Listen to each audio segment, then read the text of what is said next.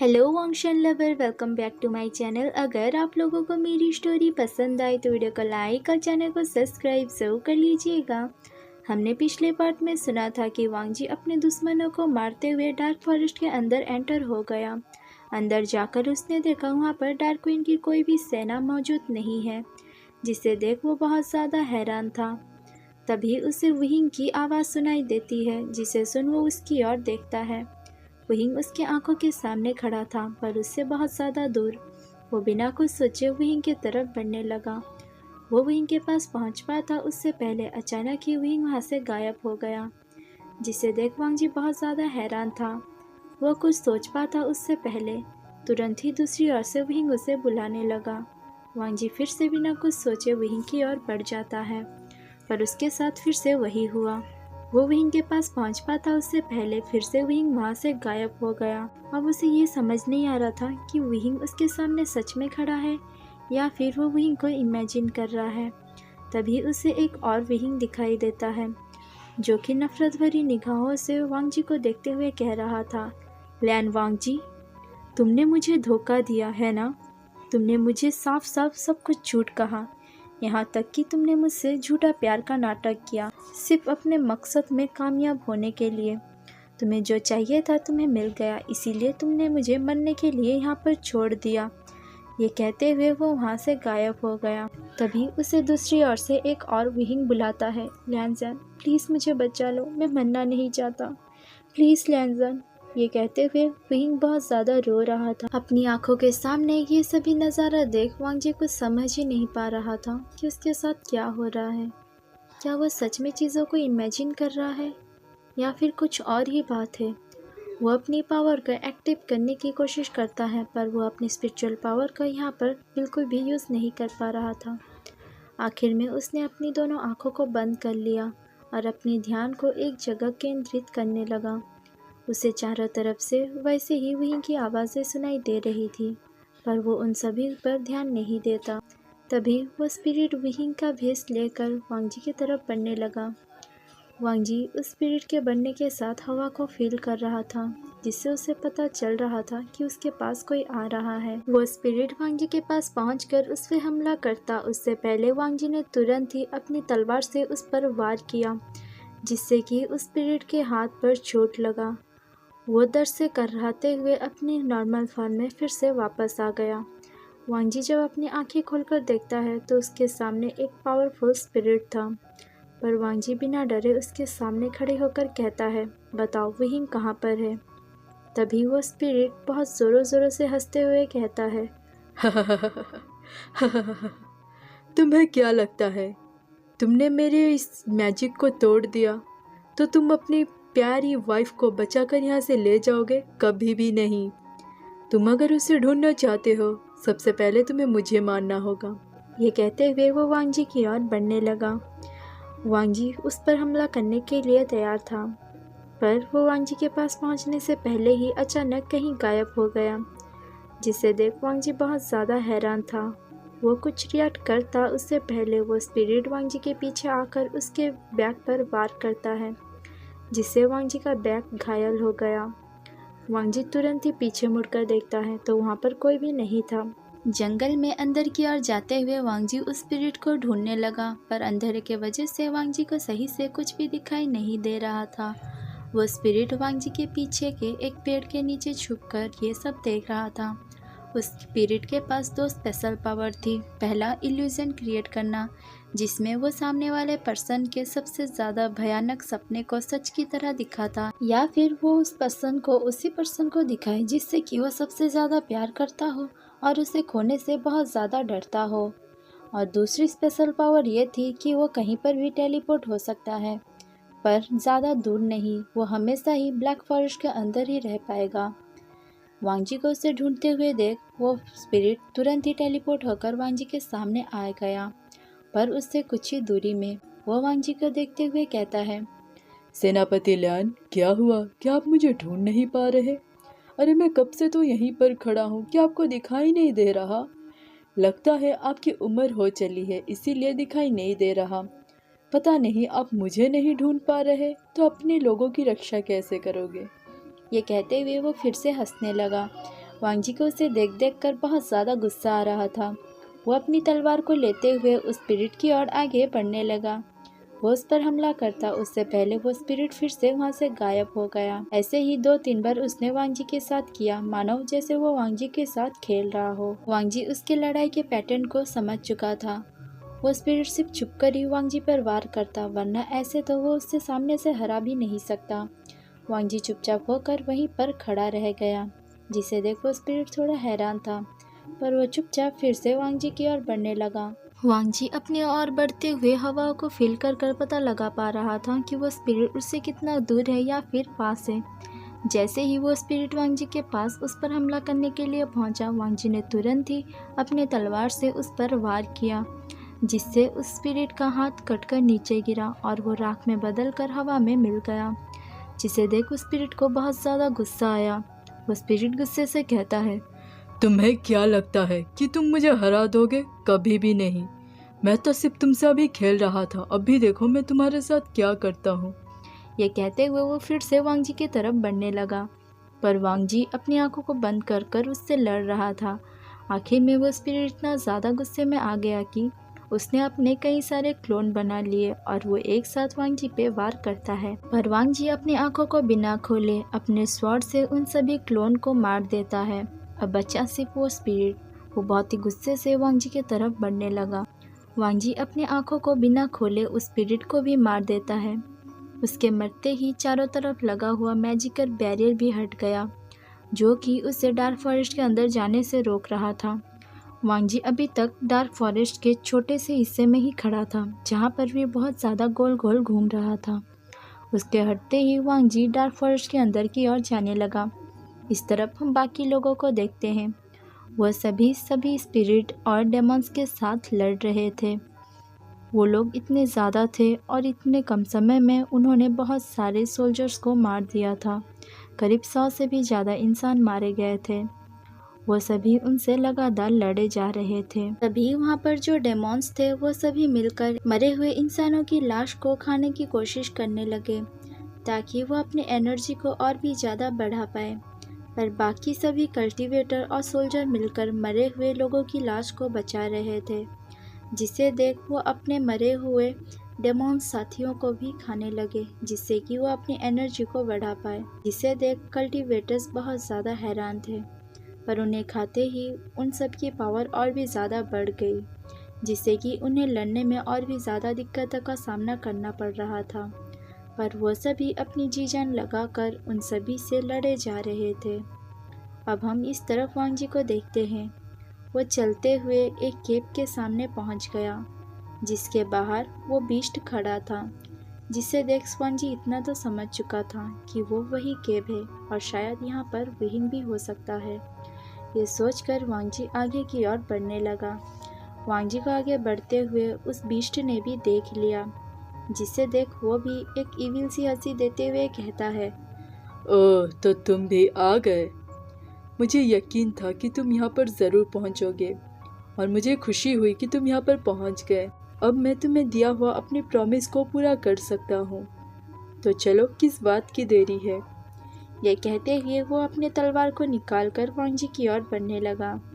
वांग जी भी अपनी तलवार को लेकर उस बीस्ट की ओर बढ़ गया। वो दोनों बहुत ही ज़्यादा एनर्जी के साथ लड़ने लगे। कुछ ही देर में वांग जी ने उस बीस्ट के हाथों से तलवार को नीचे गिरा दिया, जिससे वो बीस्ट और भी ज़्यादा गुस्से में आ गया और अपने पंजों के साथ वांग जी पर वार करने लगा। उसके पंजे बहुत ज़्यादा बड़े और नाखून बहुत ज़्यादा नुकीले थे। लड़ते लड़ते आखिर में उन दोनों ने एक दूसरे पर बहुत ही घातक हमला किया। वांग जी ने अपने फेस पर आए हुए हमले को तो रोक लिया, पर दूसरा हाथ वांग जी के बेली के ऊपर था, जिसको कि वांग जी ने नोटिस नहीं किया। वह सिर्फ उस बीस्ट को मारना चाहता था। वांग जी का तलवार सीधा उस बीस्ट के गर्दन पर जा लगा और उसके सिर को 2 टुकड़ों में काट दिया। तब तक उस बीस्ट का हाथ वांग जी के बैली में घुस चुका था। उसके नुकीले नाखून वांग जी की बैली पर गड़ गए थे। वांग जी बड़े ही मुश्किल से उसके हाथ को अपनी बैली से निकाल देता है, जिससे उसकी बॉडी धड़ाम से नीचे गिर गई। वांग जी खुद को संभालते हुए केव के अंदर चला गया। अंदर पहुंचकर वांग जी ने देखा, घुटनों में अपने चेहरे को छुपाए विहिंग बीचों बीच बैठा हुआ है। जिसे देख वांगजी चलते हुए विहिंग की ओर बढ़ने लगा। वो बड़े ही हल्की आवाज़ से कहता है, विहिंग। जिसकी आवाज़ सुन विहिंग तुरंत ही अपने फेस को ऊपर करके देखता है। उसकी आंखें पूरी तरह आंसुओं से भरे हुए थे। वांगजी को देख वो बहुत ज़्यादा खुश हो गया, पर जैसे ही उसने वांगजी की यह हालत देखी, उसे देख उसे बहुत ज़्यादा रोना आ रहा था। वो रोते हुए कहता है, लैंसर, तुम यहाँ पर क्या कर रहे हो? प्लीज़ चले जाओ, वरना तुम्हें भी कुछ हो जाएगा। देखो कितना ज़्यादा खून निकल रहा है। वांगजी उसकी बातों को बिना सुने बैरियर की ओर बढ़ने लगा। उसने जैसे ही उस बैरियर को टच किया, उसे बहुत तेज़ बिजली का झटका लगा, जिस वजह से वो जाकर केव के दीवार से टकराया और उसके मुंह से खून आने लगा। वांगजी बड़े ही मुश्किल से तलवार के सहारे खड़े होकर फिर से विंग की ओर बढ़ने की कोशिश करता है, पर अब उसके पास उतनी स्ट्रेंथ भी नहीं बची थी। वो बड़े ही मुश्किल से खड़ा हुआ। इस तरफ डार्क क्वीन ये सब खड़े होकर देख रही थी। वो ताली बजाते हुए बाहर निकली और उन दोनों से कहती है, वाओ, आज कितना खूबसूरत शो देखने के लिए मिला।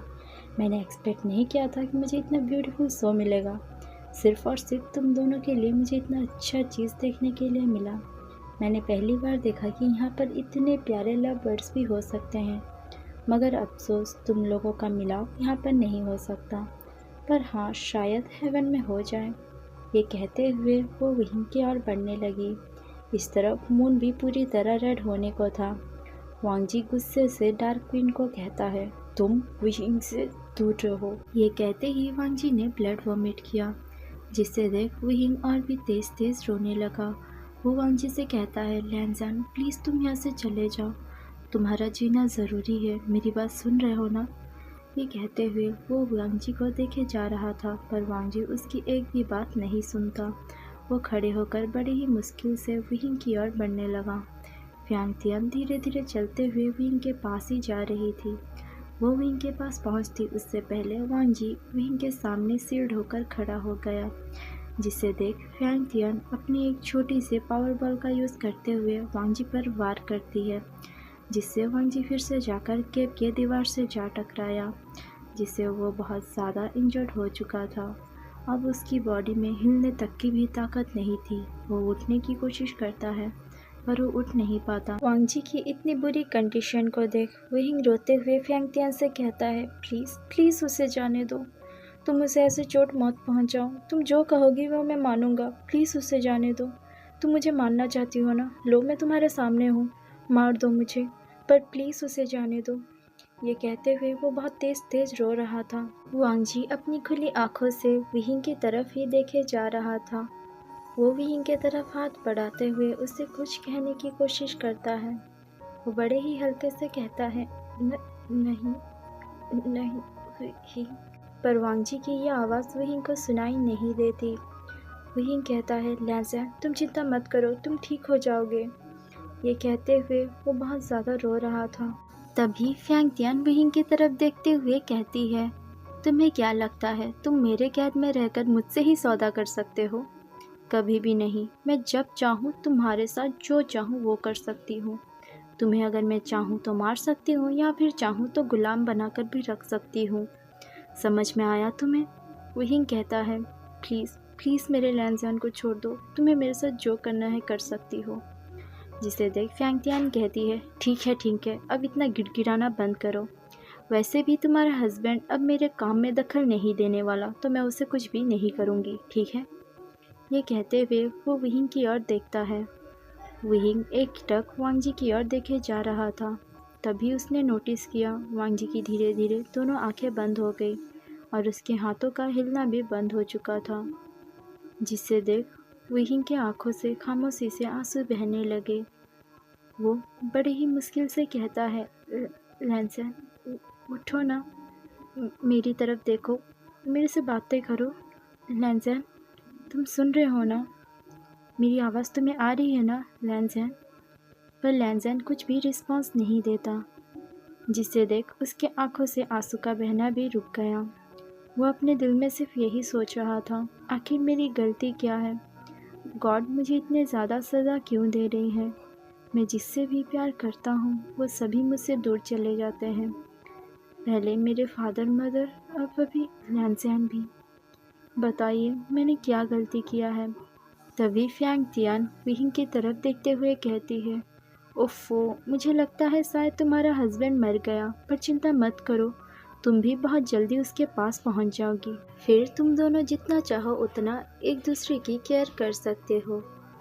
फ्यांग तियान के मुंह से वांगजी की मरने की बात सुनकर विहिंग को बहुत ज़्यादा गुस्सा आया। वो गुस्से और नफरत भरी निगाहों के साथ फ्यांग तियान की ओर देखने लगा।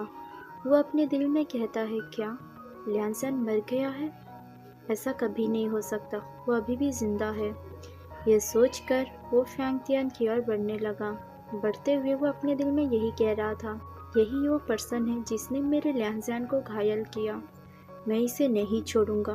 मैं तुम्हें मारने के बाद मैं अपने लियांसन को यहाँ से लेकर चला जाऊंगा और उसका इलाज करने पर वो ठीक हो जाएगा। उसके बॉडी में इमोशन बहुत ज़्यादा ओवरफ्लो हो रहे थे। गुस्सा, नफरत, दुख, लोनलीनेस। इस वजह से उसके गले में पड़ा लॉकेट ग्लो करने लगा और अचानक ही वो विहिंग के गले से निकलकर नीचे गिर गया, जिससे विहिंग की पावर एक्टिव हो गई और वो गुस्से से फ्यांग तियान की ओर बढ़ने लगा। उसके बॉडी से टकराते ही वो बैरियर भी गायब हो गया। विहिंग की इतनी पावर देखकर फ्यांग तियान एक पल के लिए घबरा गई। वो तुरंत ही विहिंग पर हमला करती है, पर विहिंग ने उसके बार को डॉज कर लिया। ऐसे करते करते उन दोनों में फाइट होने लगा। विहिंग और फ्यांग तियान दोनों ही बहुत ज़्यादा घायल हो चुके थे और उनकी पावर इतनी ज़्यादा थी कि वहाँ पर एक अजीब सी रोशनी सी छा गई थी। अचानक विहिंग अपनी पूरी पावर के साथ फ्यांग तियान पर वार करता है, जिससे फ्यांग तियान तो पूरी तरह राख में बदल गई, पर विहिंग भी पीछे जा गिरा। वो खुद को संभालते हुए खड़े होकर वांगजी की ओर बढ़ने लगा। पास पहुंचकर उसने वांगजी के सिर को अपने गोद में रख लिया और बड़े ही प्यार से उसके सिर को सहलाते हुए उसे उठाने लगा। पर उसने अपनी एनर्जी को पहली बार यूज़ किया था। तब वो अपने कंट्रोल में भी नहीं था, ना ही उसकी बॉडी उसके कंट्रोल में थी, जिस वजह से उसने अपनी पावर को कुछ ज़्यादा ही यूज़ कर लिया। वो थक कर वांगजी पर ही गिर पड़ा। इस तरफ हम बाहर देखते हैं, फ्यांग तियान के मरते ही उसकी सारी सेना भी धीरे धीरे वहाँ से गायब होने लगी, जिसे देख सभी लोग हैरान थे। पर सबको इतना तो पता चल ही गया कि फ्यांग तियान की मौत हो चुकी है, जिससे वो सब खुश थे।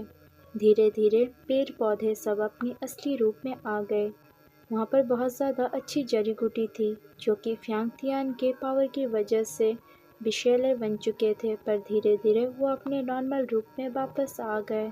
वहाँ के जंगल और माउंटेन्स दिखने में बहुत ज़्यादा खूबसूरत थे, जो कि फ्यांग तियान के ख़त्म होते ही अपने असली रूप में आ चुके हैं, जिसे देख सभी खुश थे। वो सभी वांगजी को ढूंढने के लिए पहाड़ों की तरफ जाने लगे। अब हम इस तरफ विहिंग को देखते हैं। जैसे ही विहिंग बेहोश हुआ, तभी वहाँ पर आसमान से एक लेडी आई, जो कि विहिंग को अपने साथ लेकर जाने लगी। विहिंग के बॉडी से खून निकल रहा था, जिससे विहिंग को ले जाते वक्त वो वांगजी के बेली पर पड़ा। वांगजी के बेली पर लगा हुआ बड़ा सा जख्म धीरे धीरे हील होने लगा और उसके अंदर से निकलता हुआ खून भी बंद हो चुका था। जब सभी वहाँ पर पहुँचे तो वहाँ से विहिंग गायब था, सिर्फ वांगजी खून से लथपथ वहाँ पर बेहोश पड़ा हुआ था। वो सभी तुरंत ही जाकर वांगजी को देखते हैं। उसकी सांसें अभी भी चल रही थी। सभी उसे लेकर वापस लौटने लगे और यहीं पर हमारी कहानी स्टॉप होती है। उम्मीद है आपको आज का पार्ट पसंद आया हो।